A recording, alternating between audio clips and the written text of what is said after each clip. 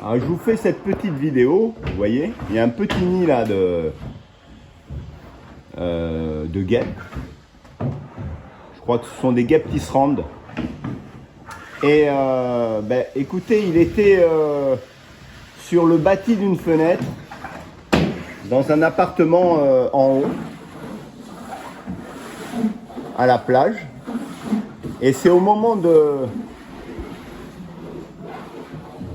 nettoyer les vitres, vous voyez, que je me suis aperçu qu'il y avait des guêpes qui tournaient et qui me tournaient autour de la main.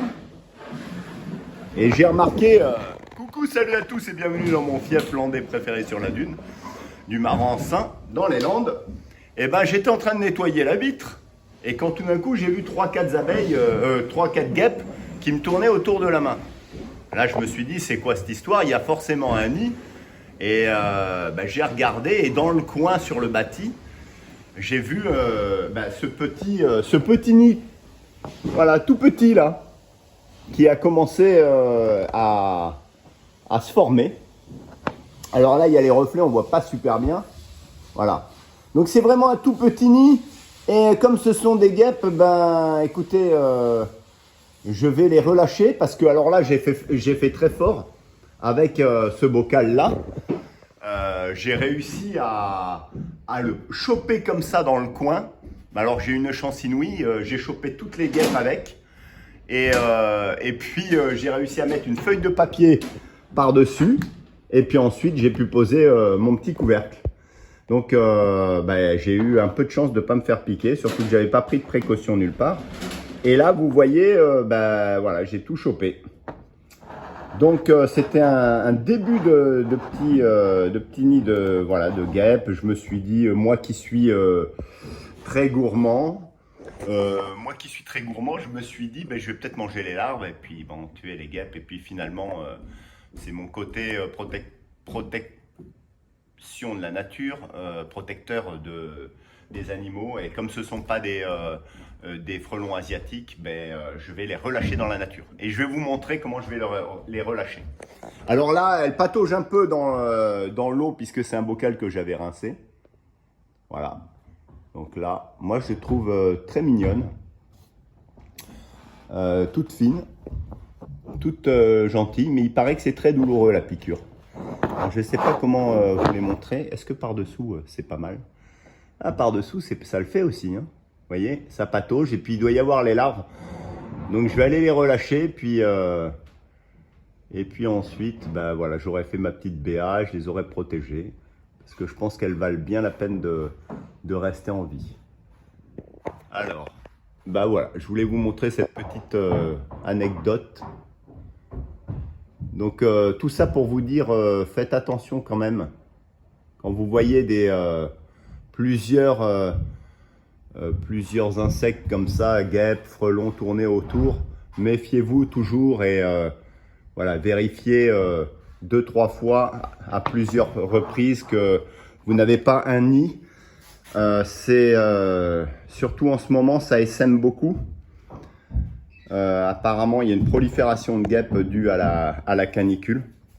Alors, on va se diriger vers la forêt là-bas et puis on va lâcher ce petit nid de guêpes qui va forcément se reconstruire ou alors se développer. Je sais pas où on va les mettre. Ça va? Ça va. Voilà, allez, go. T'as vu un petit nid de guêpes? Regarde, qui était là-haut à la fenêtre, là-haut dans le coin. Donc, vous voyez, il était là-haut. Oui. Et regarde, j'ai réussi à tout choper sans me faire piquer. C'est une chance incroyable. Il était là-haut dans le petit coin ici. Ah ouais, on voit qu'elle cherche encore. Là, j'ai fait un sacré coup parce que je me suis pas fait piquer. C'est en nettoyant les vitres, tu vois, je me suis dit, il y a 3-4 abeilles sur ma main presque. Et puis là, j'ai constaté en regardant, parce qu'il faut toujours se méfier. Et là, tu vois, j'ai désinfecté, comme on en parlait dans les vidéos, j'ai désinfecté l'ancrage en fait du nid. Parce que tu as toujours les phéromones. Donc j'ai désinfecté, là elle cherche mais il n'y a plus d'odeur si tu veux. Elle se repère sûrement en visu et elle est perdue, elle va partir. Et peut-être que si je libère le nid, bonne question Jean-Pierre, peut-être que si je libère le nid dans la forêt, eh ben, elle va y retourner. Parce que justement, il y a un appel de phéromones. Sur ce, je vous dis à très bientôt pour de nouvelles aventures. Et moi, je continue. Vous n'avez pas pris les planches de surf? Ouais. Ah bon? Ah mais oui, tu pars? Oh là là. Je te dis à la prochaine. Alors, mesdames, messieurs, là, je suis sur la dune, côté forêt. Et on va aller dans la forêt, je vais vous montrer. On va descendre dans l'Alette. Je vous avais fait une vidéo d'ailleurs. Vous avez fait une vidéo avec les enfants sur l'Alette et puis un petit parcours forestier. Et ben là, je vais. Voilà, on va libérer le nid et les guêpes. On va les libérer dans la forêt. Alors j'espère simplement que quand je vais les libérer, je ne vais pas me faire piquer. Logiquement. Et là, je vous montre le petit sentier. Hop, attendez, je vous fais, voilà. Vous voyez, les maisons posées sur la dune. Là, l'océan, forcément, là-bas. Et là, je tourne côté est, côté forêt. L'immensité de la forêt landaise. Qui n'a pas brûlé ici, à ce niveau-là, dans le sud des Landes, Marensin, sur la Côte d'Argent. La Côte d'Argent, je vous le rappelle, elle part de la Gironde jusque dans le sud du Pays Basque. Alors, enfin, elle s'arrête un peu avant. Là, de toutes les manières, il faut faire vite parce que elles vont avoir besoin d'oxygène, je pense, à un moment donné. Et puis bon, il y a un petit fond d'eau. Donc voilou, je suis bien content de les libérer au final. Et là, je descends cette dune immense qui tombe dans la forêt. D'ailleurs, vous savez que souvent ces dunes-là, regardez, sont invasives, envahissent la forêt dans leur progression parce qu'elles continuent de tomber dans la forêt. C'est un peu l'histoire de la dune du Pilat. Et là, je vais aller les mettre dans un fourré. Mais bon, jusqu'à un moment donné où elles arrêtent de progresser. Parce que vous avez aussi de la végétation sur les pans de dunes, comme ça, avec les premiers pins qui sont très bas.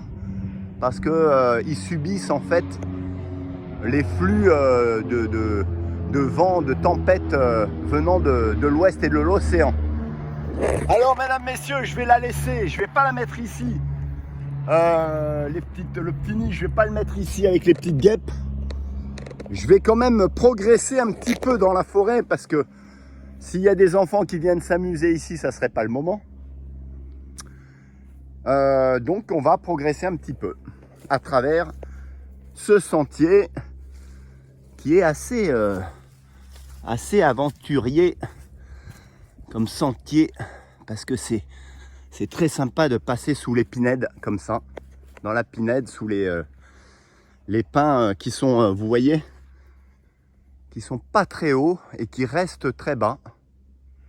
Voilà, je pense que je vais la mettre ici, moi. À peu près par là. Et puis, vous savez, dans les Landes, l'été, on ramasse souvent ces fameuses pignes de pin. Voilà, qui sont rousses. Là, on en a plutôt un meilleur exemple.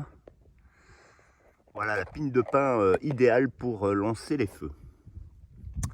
Bon, ben, je pense que je vais me mettre ici. Mais il ne faudrait pas qu'elle m'attaque. Alors, je vais passer ici, là. Hop, hop, hop. Et je vais les mettre là. Ça, c'est un arbousier, regardez, mesdames, messieurs. Alors, je vais essayer de faire vite, hein, parce que j'ai pas envie de me faire picouser.